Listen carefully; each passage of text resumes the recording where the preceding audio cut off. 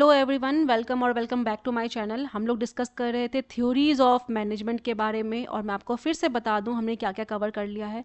हमने पढ़ लिया है कि मैनेजमेंट की जो थ्योरीज हैं या इवोल्यूशन ऑफ थॉट प्रोसेस है मैनेजमेंट का, ये 3 फेजेस में डिवाइडेड है। एक है क्लासिकल थ्योरी ऑफ मैनेजमेंट, फिर है new classical theory of management, और फिर लास्ट में है मॉडर्न थ्योरी ऑफ मैनेजमेंट। ठीक है, ये हो गया। Now moving ahead, modern theory of management फिर से रिविजन करते हैं। क्लासिकल थ्योरी ऑफ मैनेजमेंट में आपका टेलर है, फ्योल है, और कौन है, मैक्स वेबर की ब्यूरोक्रेसी। ठीक है, न्यू क्लासिकल में आपका एचआर अप्रोच है और बिहेवियरल साइंस अप्रोच है, जिसमें कि आपकी मैस्लो की थ्योरीज आई हैं। मॉडर्न थ्योरी आज हम लोग कवर करने वाले हैं। सो प्लीज़, ये बहुत बहुत बहुत इंपॉर्टेंट टॉपिक है। तो अगर कोई भी पूछे कि who is the father of modern theory of management या modern management, then he is Peter F Drucker. अगर आपसे कोई पूछे who is the founder of modern theory of management, तो ये आपके कौन थे? ये थे आपके जो बहुत ही ज़्यादा फेमस हुए थे, फेयोल। इनके 14 प्रिंसिपल्स बहुत बेसिक प्रिंसिपल्स हैं जो हर जगह मैनेजमेंट में फॉलो होते हैं। तो ये फाउंडर थे जिन्होंने लीड किया था। Basically modern theory of management का आइडिया यहीं से मिला था, लेकिन फादर पीटर एफ ड्रकर थे।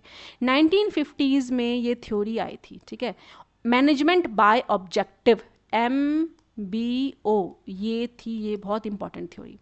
तो इनका मानना ये था कि जो मैनेजर है ना, उनको ऑब्जेक्टिव्स पे फोकस करना चाहिए, इनोवेशन पे फोकस करना चाहिए, और पीपल पे। उनको पीपल को वैल्यूएबल रिसोर्सेज के तौर पे ट्रीट करना चाहिए, ह्यूमन रिसोर्स के बेसिस पे ट्रीट करना चाहिए, सिर्फ ऐसे नहीं कि उनसे काम करवाना है। उन्होंने ही वर्ल्ड को आइडिया दिया मैनेजमेंट बाय ऑब्जेक्टिव्स का, MBO का। और इनका जो मैनेजमेंट का प्रिंसिपल था वो था टॉप डाउन मैनेजमेंट अप्रोच। मतलब क्या था उनके अकॉर्डिंग? टॉप डाउन अप्रोच जो है ना, जो ऊपर से नीचे तक आता है, जो कि ओल्ड थ्योरीज में कहा गया है, वो किल करता है क्रिएटिविटी को।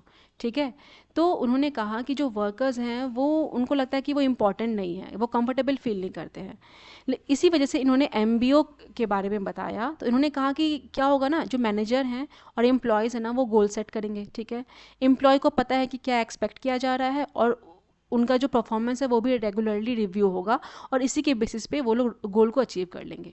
देखो, आप ऐसे याद रखना, मैनेजमेंट बाय ऑब्जेक्टिव, मतलब ऑब्जेक्टिव पहले बना लो, और ऑब्जेक्टिव को फॉलो करते करते अब उसको मैनेज करना है कि कैसे हमें ऑब्जेक्टिव को अचीव करना है। लोग बोलते हैं ना कि भैया अपना रिजल्ट दिखाओ, मेहनत से फ़र्क नहीं पड़ता, रिजल्ट दिखाओ। तो ये वही चीज़ है, क्या क्या एक्शन हो रहा है, इससे ज़्यादा इंपॉर्टेंट है आपका कि एक्शन के लिए आपको रिजल्ट क्या मिल रहा है। वो सपोज़ मैं अगर मान लूँ कि मेरे कॉलेज में एक रूल आया है कि 90% अटेंडेंस होना चाहिए बच्चों का, और हो रहा है सिर्फ 60%। तो अभी ये टारगेट ये सेट कर दिया कि ऑब्जेक्टिव है हमारा कि 90% हमारा बच्चों का अटेंडेंस होना चाहिए, हो रहा है 60%। तो क्या होगा, जितने भी फैकल्टी मेंबर्स हैं, यानी कि हम लोग हैं, हमें बुलाया जाएगा और एक मीटिंग की जाएगी कि प्रॉब्लम कहाँ है, क्यों नहीं 90% अटेंडेंस हो रहा है। अब डेली का अटेंडेंस लिया जाएगा बच्चों से, उनको टाइम टू टाइम मोटिवेशनल उनको सेशंस दिया जाएगा क्लासेस में को अटेंड करने के लिए। फिर मीटिंग्स होगी और रिव्यू किया जाएगा कि अटेंडेंस इंक्रीज़ हुआ कि नहीं हुआ।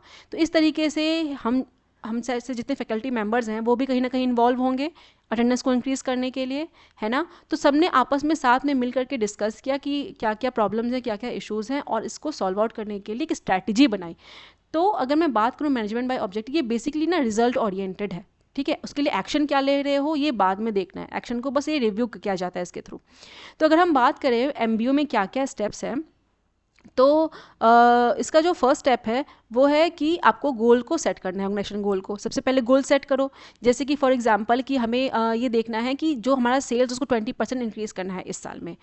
अब इसके बाद इंडिविजुअली, और ये जो गोल सेट होगा अगेन सब मिल के करेंगे, एक अकेले मैनेजर नहीं करेगा। ठीक है, ये सारे मिल के करेंगे, एम्प्लॉयज़ भी इसमें शामिल होंगे। तो देखो एम्प्लॉयज़ तो यहाँ पे इंडिविजुअल जो गोल है वो आपका एम्प्लॉय का, वो उनको पता चलेगा कि हमारा कंट्रीब्यूशन क्या है। ठीक है, इंडिविजुअल एम्प्लॉय गोल्स का सेट किया जाएगा। फिर प्रोग्रेस को मॉनिटर किया जाएगा कि मैनेजर डेली एम्प्लॉयज़ के प्रोग्रेस को देखेगा, कितना अचीव हो चुका है, क्या क्या इश्यूज़ आ रहे हैं उसको समझने की कोशिश करेगा। परफॉर्मेंस इवैल्यूएशन होगा, कंपेयर होगा कि कितना एक्चुअल हुआ है अचीव, और कितना हमारा टारगेट था, क्या डिफरेंसेस हैं, क्या प्रॉब्लम्स हैं। And then reward and feedback, जिन्होंने अच्छे से काम किया है उनको रिकॉग्नाइज करो, अप्रिशिएट करो अचीवमेंट्स को। तो बेसिकली इस पूरे थॉट प्रोसेस का मानना ये था कि जो मैनेजमेंट है वो आपका पार्टनरशिप है। ना कि डिक्टेटरशिप। आई रिपीट, जो मैनेजमेंट है ना वो पार्टनरशिप है, ना ही डिक्टेटरशिप। तो मैनेजमेंट बाय ऑब्जेक्टिव बहुत ही इंपॉर्टेंट है। I repeat again, management by objective basically management by objective, पहले ऑब्जेक्टिव बनाओ और फिर उसको मैनेज करने की कोशिश करो, देखो कि अचीव हो रहा है कि नहीं हो रहा है टारगेट। एंड अगर टारगेट अचीव हो जाए तो फिर जो भी लोग हैं उनको रिवॉर्ड्स दो, फीडबैक्स दो, अप्रिशिएट करो, ठीक है।